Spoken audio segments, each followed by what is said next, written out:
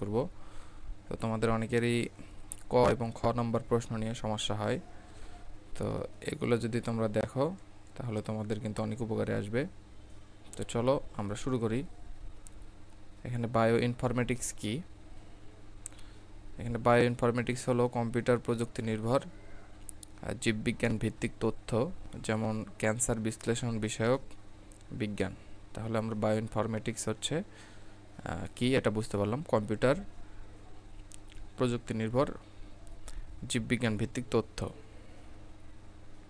2 নম্বর, জীববিজ্ঞানের জনককে?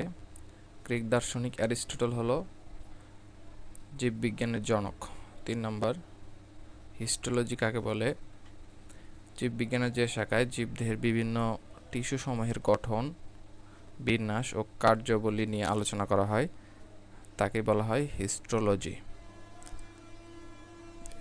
এন্ডোক্রাইনোলজি কি? তো এন্ডোক্রাইনোলজি বলতে